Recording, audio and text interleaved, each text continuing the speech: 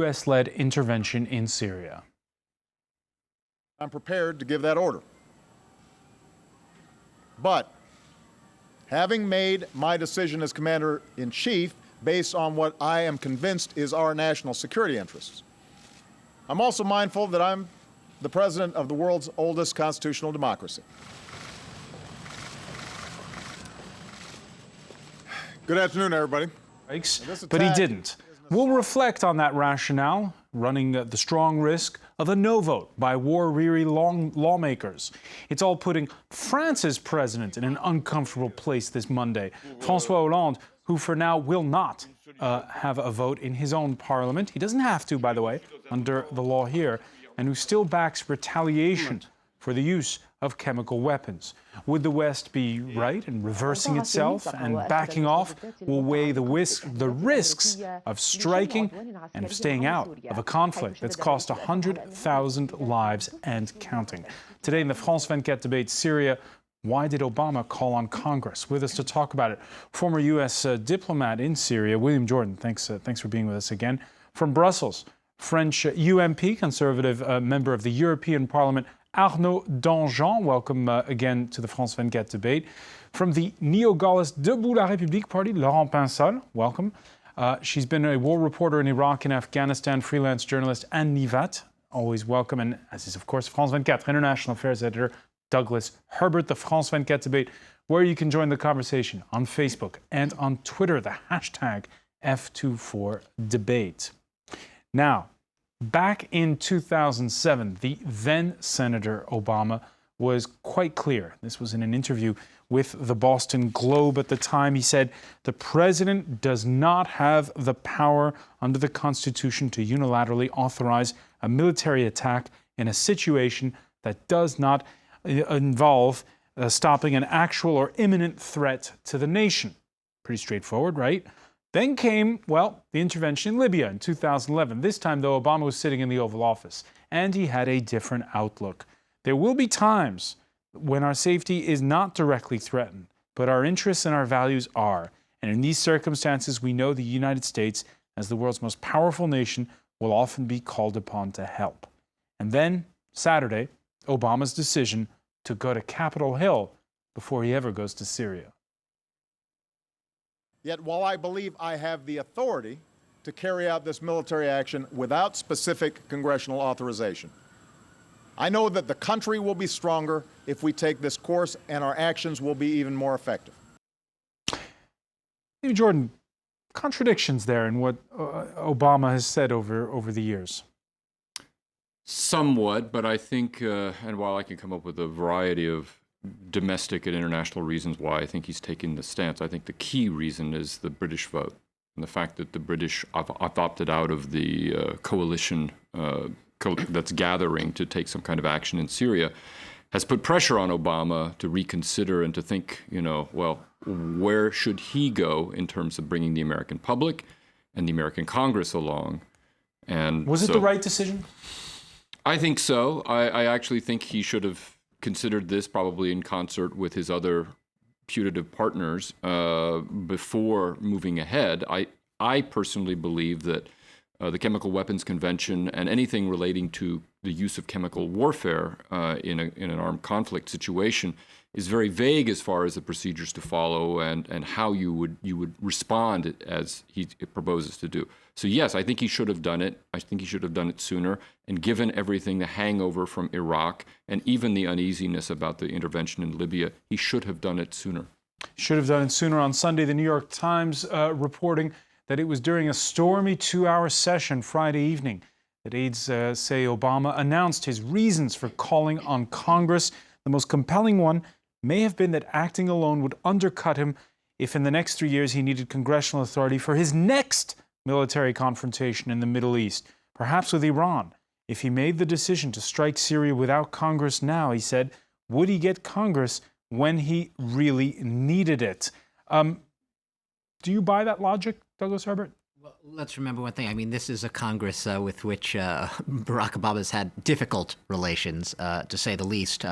Getting, almost every major plank of his presidency has been a battle with this Congress. So you have to approach this question already. This is his political capital does not go a long way when we're talking about this Congress. And given that, he probably. But if there was a major crisis with Iran, would it be really that tough a sell? There's speculation. We're talking hypothetical here, but there is a legitimate argument that can be made that argument makes perfect sense. That he would anticipate that if down the road he really needed Congress in the clutch at even a more serious moment, then this will definitely help buy him that capital. But I have to also agree that I think it's the UK vote that was probably foremost there. And also the fact that there was probably he was told by his advisors, his military specialists, that there was no urgency to strike now, in the sense that militarily the timeline could be pushed back and they would still be able to strike at any moment. They could go whenever he wanted. So there was no pressure to act exactly now in a military sense. Now, this Monday in the U.S. is a holiday. It's Labor Day. Nonetheless, Barack Obama at the White House has been meeting with lawmakers, including Republican Senator John McCain on Sunday. McCain turned the argument that you read there from one of his aides around, roundly criticizing the decision to put it to a vote for Congress. The Iranians obviously are near euphoric, as is Bashar Assad, and our Israeli friends are very worried now about the steadfastness and commitment of the United States of America concerning the acquisition of nuclear weapons by Iran. Assad euphoric? Well, the Syrian government has been putting its own spin on Obama's decision to consult Congress.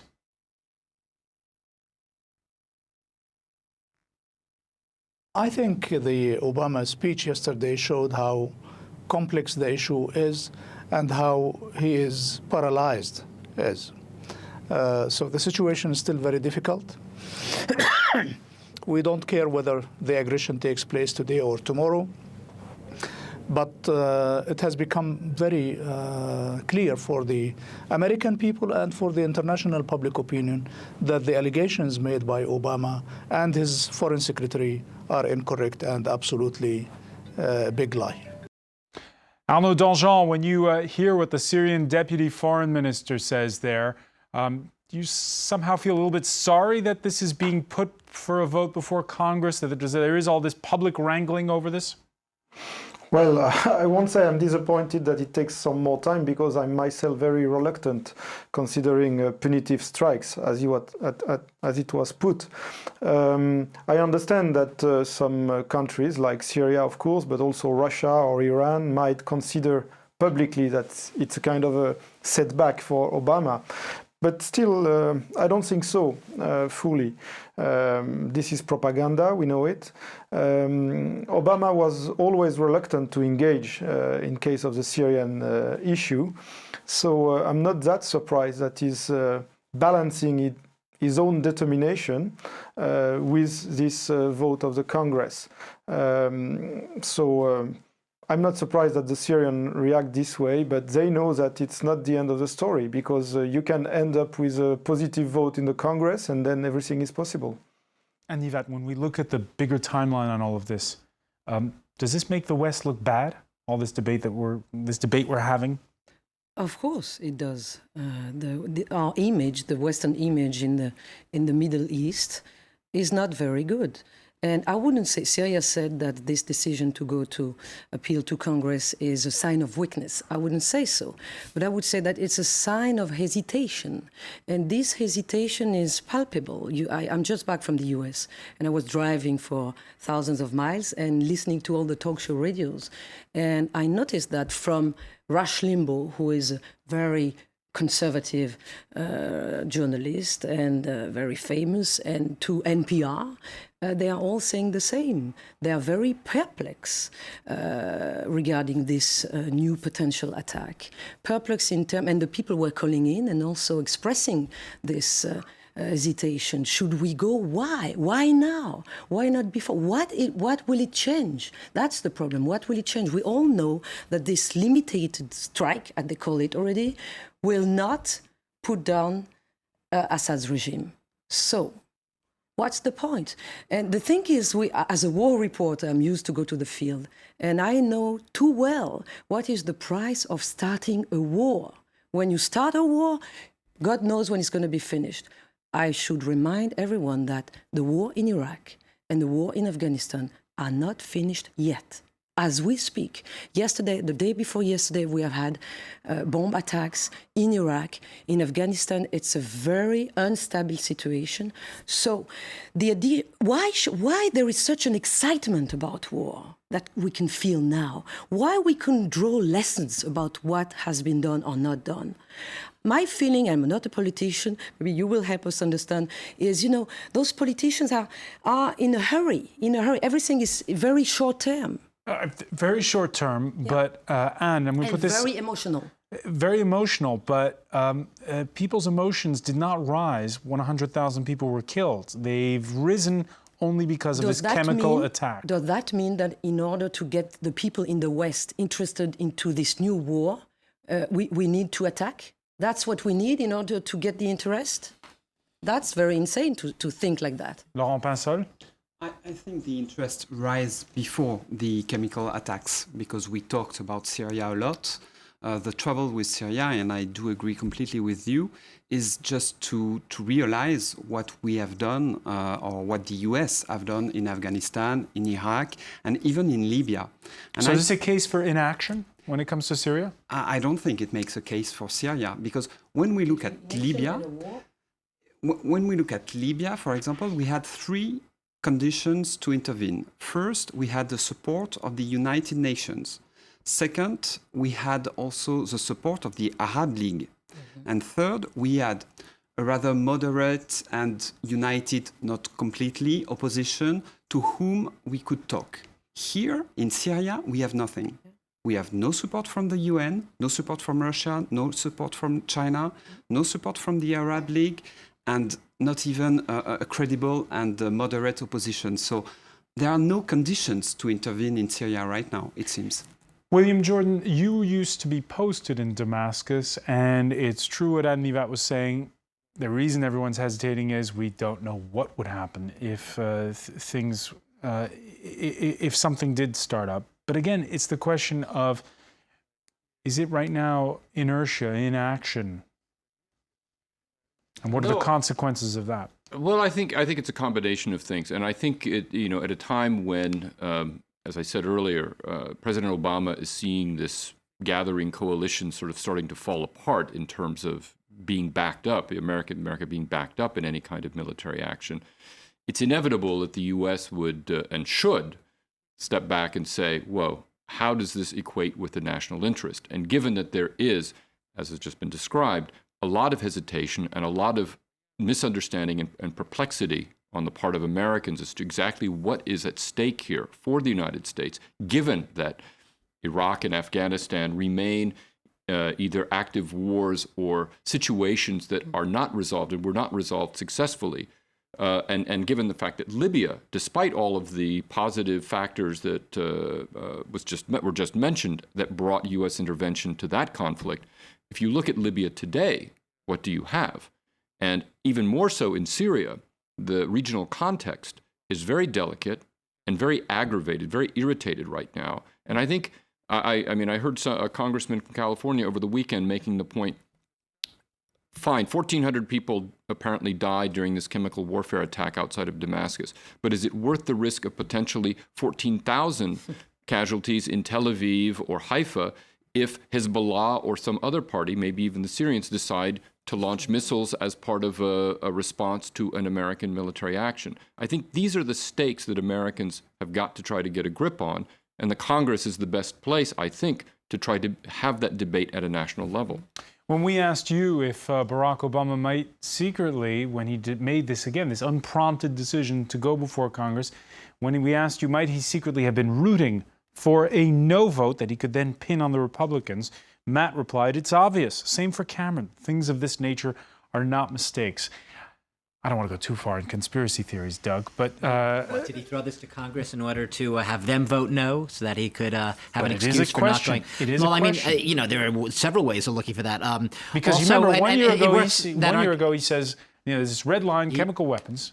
And we were talking last week about that cover of Time magazine, Obama, the unhappy warrior. You know, he's been called the reluctant warrior. That sense that the Iraq and Afghanistan legacy very much weighing on him, probably more so than any president's had war weigh on him in an intellectual sense in recent memory. So, and, you know, because he has stayed out of this conflict willingly for the last 29 months, there is that sense that he's been dragged into it. And here's the irony here. You know, finally, when he feels that he finally can intellectually resolve himself to going in and saying, okay, now we can take action because this is about chemical weapons. This is a moral obligation. It's about breaching international norms.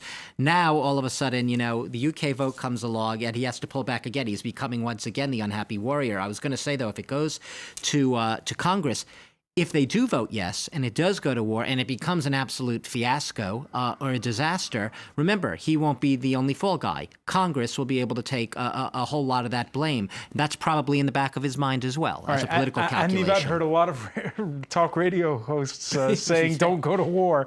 Is this thing dead? It's a Republican-controlled Congress. Add to that all the Democrats on the left of the party who will oppose the war? Yeah, this is it. You have, I mean, wherever you look almost, you have opposition, right? This is it, because you have the Republican wings that we're talking about, the isolationists who want no part of this. You have them blaming Obama for basically, what are our goals? You haven't articulated any clear military goals. You have no way of avoiding perhaps a wider conflict or convincing us that there won't be a wider conflict if we go in. And then you have another way also just saying that you should go in, but we're not doing enough, that this would be, that the U.S. isn't doing enough, that it's too limited, it's too narrow in scope. If you're going to do it at all, do something that at least will have an effect on the ground. Between those two sides, there's no daylight. And in addition, you have the historical irony of a Secretary of State who's leading the charge for the administration, who in 2004 ran a campaign opposed to George Bush that was almost totally predicated on the mistake of the 2003 invasion of Iraq. Absolutely, and that's why he lost, one of the many reasons. But also remember that at the beginning, in 2003, he was in favor of the war. Right. He was in favor. John Kerry started being in favor of the war in Iraq. Then a few months after that, he became against the war when he ran for presidency. All right, there's the ghost of Iraq, which is haunting all parties. As we saw, it haunted the British House of Commons when they had their debate and voted no to intervention. Arnaud Danjean, final word before we go to the break. French government this Monday is preparing to publicly release details from its intelligence services about suspected chemical weapons attack. They say they have further proof. How can we believe them after what happens in Iraq? Well, if you allow me, the problem is not to believe or not believe what the intelligence will release. I think there will be a UN report. It might be a clear report. And I think everybody is quite aware that evidence are against the regime in this precise case, even though it has to be proved. But there is a much bigger problem beyond that, beyond establishing the fact and evidence on the chemical attack.